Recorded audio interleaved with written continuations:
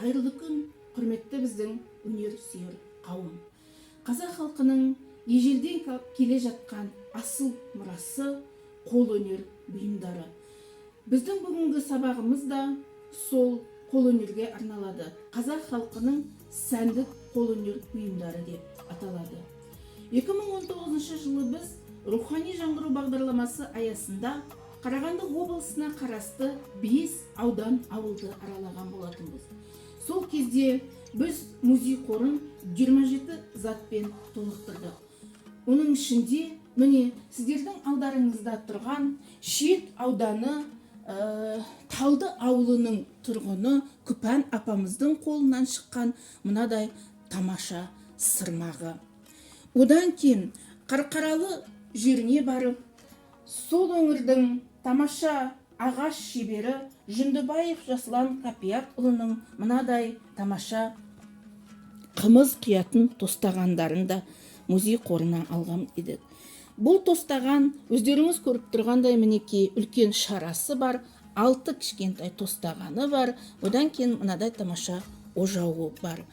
Негізінен қазақ халқы көбіне асқа арналған тағамдарды ағаштан жасайтын болған. Оның себебі біріншіден ол экологиялық таза, екіншіден қазақ халқы мал шаруашылығымен айналысатын болғандықтан көшіп қонған кезде ол сынып қалмайды, жеңіл әрі ыңғайлы болған. Одан кейін мына сіздердің назарларыңызға мынадай басқұрды ұсынғымыз келеді. Бұл басқұрда әртүрлі түсті жіптерден тоқылған. Киіз үйдің үшін біріншіден ол сәндік үшін қолданылатын болса, екіншіден жаңағы керегелерді, уықтарды ұстап тұруға өте сондай жақсы ыңғайлы болып табылады. Ал енді келесі, біз қонақ келгенде бірден төрге шығыңыз деп мынадай мінекей әсемделген төр көрпелерді төсеп қонақты төрге шығарамыз. Ал келген қонаққа мінекей жолдан, алыс жолдан шаршап келгенде мынадай жастықшаларды төсеп дем алуды ұсынамыз. Мінекей бұның барлығы біздің музей қорымыздан алынған. Жаңа мен тағы да айтып өттім, қазақ халқы негізінен көбіне ыдыс-аяқты ағаштан жасаған деп. Сіздердің алдарыңыздағы мына бұйым бұл күбі деп аталады. Мінекей күбі қақпағы мен піспегі мен мынадай қымыз пісуге арналған бұйым. Көбіне негізінен бұл қымыз пісуге арналған, бірақ кей жерлерде бұны май шайқауға да пайдаланады екен. Ал келесі мынау асадал деп аталады. Бұның ішіне біз жаңағыдай бұл көш қонған кезде ыңғайлы, шағын, әрі ыдыс-аяқ салып қоюға жақсы. Ал мынау мінекей табақ. Кәдімгі қазақтың ұлттық тағамы ет салуға арналған табақ, ал мынау ожау. Ал енді келесі бұйым бұл мынадай торсық. Бұның ішіне сусын құйылады. Яғни қазақ халқы жаңа айтып өттім, тағы да айтайын, мал шаруашылығымен айналысқан, сол кезде аттың қанжағасына байлап алады да, ішіне шұбат, айран, қымыз сияқты сусындарды құйып алады. Ол шайқалып, жаңағыдай өзінің қалыпты бабына келетін болған. Мынадай қақпағымен жауып қояды. Әрине бұл торсы негізінен ірі қара малдың терісінен жасалады. Міне мынадай тамаша әдемі ою өрнектермен әсемделіп, қазақтың қандай бұйымын алмасаңыз да, барлығы да міндетті түрде ою өрнекпен әсемдеп өрнектелетін болған. Ал енді келесі мынау аяққап деп аталады. Мінекей түк-түклем әдісімен тоқылған, мынадай әдемі әсем шашақтармен өрнектелген. Бұл да ыдыс аяқ салуға арналған. Кей жерлерде бұны қоржын деп те атайды.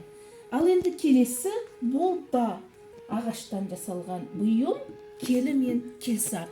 Келі мен келсап мінекей бұл мынадай жаңағы науат дейміз, тары дейміз, жүгері дейміз, соларды үгуге арналған бұйым. Әрине біздің Қарағанды облыстық бейнелеу өнері музейінің қорында бұл тақырыпта өте көп туындылар бар. Келесі танысатындарыңыз Балқаш қаласының тамаша суретшісі Әбеуов Өміргелді. Бұл Әбеуов Өміргелдінің дала өрнектері деп аталатын туындысы.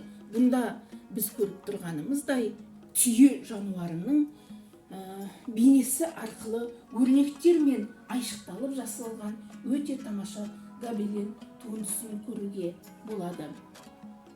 Ал енді келесі тамашалайтындарыңыз қазақ халқының ұлттық аспаптарына арналған туындылар. Бұл қазақстандық суретші Ғалым Қаржасовтың үн деп аталатын жұмысы. Бұнда біз қазақтың қасиетті қара домбырасын көріп тұрмыз. Ал енді келесі туынды Шет ауданының суретшісі Жұқанов Дулаттың қолымен жасалған қыл қобызы. Бұнда жаңағы қылы аттың жалынан жасалған. Қазақтың ұлттық аспаптары деген кезде біз міндетті түрде әрине домбыра мен қобызды ең алдымен еске аламыз. Әрине бірнеше аспаптары бар. Ал сіздер мінекей тағы да Омарова Айнагүл деген жас суретшінің Кенепте майлы бояу техникасында орындалған мынадай тамаша әуен деп аталатын жұмысында домбыра мен қобыздың, яғни бұл екі аспаптың үндестігінің бір-бірімен тығыз қарым-қатынаста болатындығын суретші осындай әдемі шығармасында бейнелегенін көруге болады. Ал енді келесі жұмыс Дружнованың өнер атрибуттары деп аталатын Кенепте майлы бояумен жазылған тамаша туындысы. Міне бұнда да біз көріп тұрғанымыздай ертоқымды және жайылып жатқан басқұрды қазақтың ою-өрнектерін мінекей мынадай қоржынды көре аламыз. Сонымен қатар біздің бүгінгі экспозициямызда, көрмемізде біз мынадай тамаша бесікті көріп тұрмыз. Бұл бесіктің авторы жаңағы Шет ауданының шебері Жұқанов Дулат ағамыз. Ал енді мына оның жабдықтарын, бесіктің барлық жабдықтарын жасағанынадай қылып әсемдеп, шашақтармен, өрнектермен әсемдеп, барлық ішіндегі жөргегі бар, жастығы бар, тартпасы бар, барлығын осындай толық жасап шыққан бұл Жаңарқа ауданының шебері Аштаева Қаламқас. Қазақта мақал бар, ел болам десең бесігіңді түзе дейді. Қазақ халқы бесікті өте аса құрметтеген халық. Сонау ашаршылық заманында да қазақ халқы көшіп қонып жүргенде жаяу аш жүрсе де бесігін ешқашанда көшке тастамай арқалап жүрген.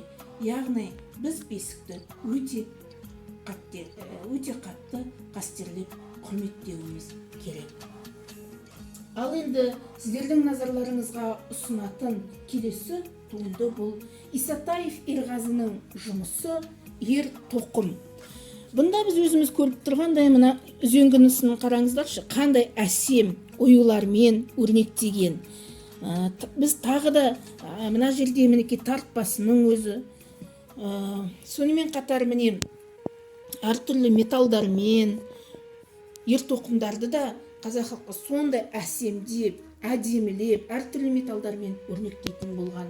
Мына жерде көріп тұрғанымыздай мінекей ат әбзелдерінің барлық жинағы көруге болады. Жүгені, айыл тартпасы барлығы. Әрине міндетті түрде қамшысы. Кез келген қазақтың үйінде осындай қамшы болатын болған. Ал енді келесі мынау Адалбақан. Бұл жұмыстың авторы қарағандылық шебер Галкин Жанболат.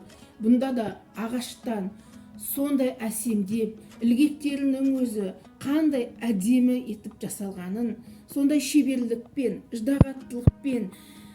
Қазақтың шеберлері қандай ағаш шебері болсын, сүйек шебері болсын, қандай шебер болсын, әр туындысын өрнектеп, ою-өрнекпен әсемдеп, сондай ыждағаттылықпен жасайтын болған. Құрметті көрермендер, осындай ата-бабамыздан асыл мұра болып қалған бұйымдарды көріп тамашалаймын десеңіздер, біздің музейімізге келіңіздер, көріңіздер, тамашалаңыздар.